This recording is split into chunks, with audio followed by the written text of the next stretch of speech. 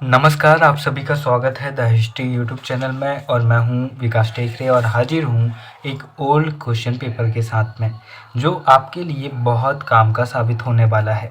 दोस्तों, पुराने question paper से आप कुछ सीखें या ना सीखें, यह ज़रूर सीख सकते हैं कि आप अपने एग्ज़ाम हॉल में कैसा स्वभाव रखेंगे। जब आप एक ओल्ड क्वेश्चन पेपर देखते हैं, तो आप जब उसमें अच्छी प्रैक्टिस करते हैं, तो आपको इतना कॉन्फिडेंस मिल जाता है कि हाँ यार, इतना टफ क्वेश्चन पेपर आता नहीं है और 3 घंटे में मैं इतना लिख लेता हूँ।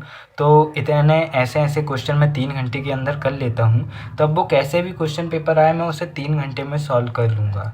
आपकी एक प्रैक्टिस बन जाती है।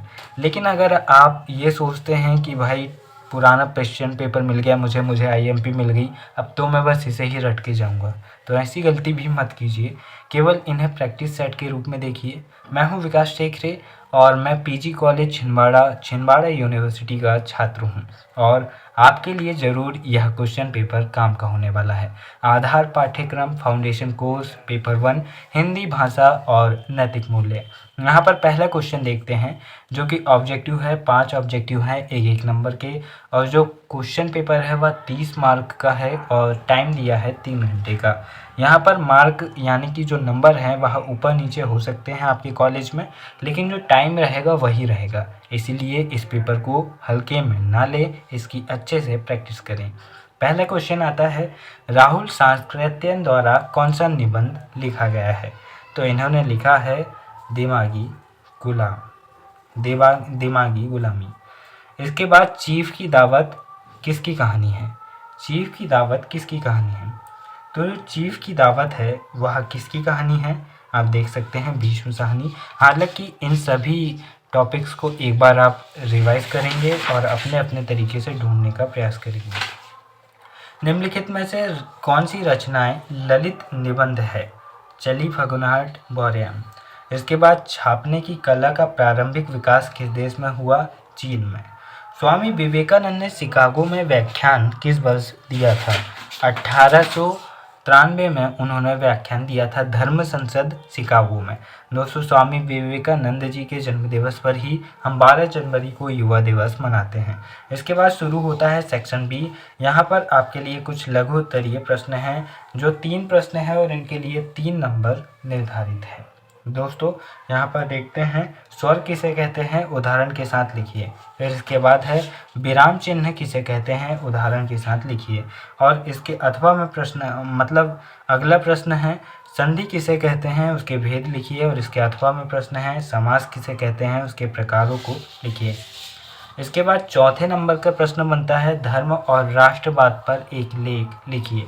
और इसके अथवा में प्रश्न है, चित्त जहाँ भय शून्य कविता का भावार्थ लिखिए।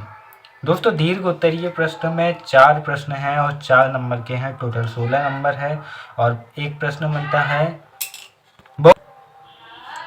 दिमागी गुलामी निबंध का सारांश अपने शब्दों में लिखिए। और इसके अथवा में प्रश्न बनता है, व्यंजन किसे कहते हैं?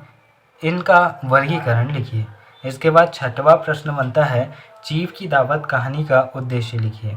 और इसके अथवा में प्रश्न है, चीफ की दावत कहानी का तात्विक समीक्षा कीजिए। एक ही प्रश्न पर उसने कितना घुमा घुमा कर दिया है, एक ही कहानी पर या फिर एक ही निबंध पर उसने किस प्रकार से घुमा घुमा कर चीफ की दावत पर उसने दे दिया है। चीफ की दावत आप पढ़िएगा, आपको बहुत मज़ा आएगा। इसमें बताया गया है कि किस तरह से एक व्यक्ति के बॉस उसके घर में आते हैं और वह अपने प्रमोशन के चक्कर में अपनी माँ का जो मजाकिया तरीक़े से बेइज्जती करवाता है, वह देखने को बनेगा और आप बहुत कुछ सीखेंगे। चूँकि मैं आपको प्रेमचंद और उस ज़माने की कहानी पढ़नी चाहिए, आप बहुत कुछ सीखेंगे। और क्योंकि साहित्य पढ़ने से हमारे अंदर भले ही कोई एग्ज़ाम क्रैक हो या ना हो, लेकिन हमारा विवेक जागता है, हम सोचने और समझने की क्षमता हमारे अंदर विकसित कर पाते हैं, जो हमारे लिए बहुत ज़रूरी है। इसीलिए कोशिश कीजिए कि अपनी पढ़ाई के साथ साथ आप कुछ ना कुछ पढ़ते रहें, जो पढ़ाई से थोड़ा हट के हो। आगे देखते हैं, सपनों की उड़ान निबंध का सारांश लिखिए। इसके मतलब जो मेन प्रश्न है 7वां, वो था सौर मंडल के ग्रहों का परिचय दीजिए। 8वां प्रश्न बनता है, स्वामी विवेकानंद ने शिकागो व्याख्यान पाठ के माध्यम से क्या संदेश दिया है? इसके बाद अथवा आता है सादगी पाठ का उद्देश्य लिखिए। सादगी पाठ का उद्देश्य लिखिए। दोस्तों, इस तरह से यह क्वेश्चन पेपर समाप्त होता है और उम्मीद है कि आप बहुत कुछ सीखे होंगे। वीडियो के अंत में बस इतना ही कहना चाहूँगा, क्रोध एक बहुत बड़ा अवगुण है जो मनुष्य की सफलता में बाधक है। गुस्से करने से अगर कुछ फ़ायदा होता तो दुनिया का हर सक्सेसफुल इंसान गुस्सैल होता, जो कि झूठ है। फिर मिलेंगे। नमस्कार, जय हिंद।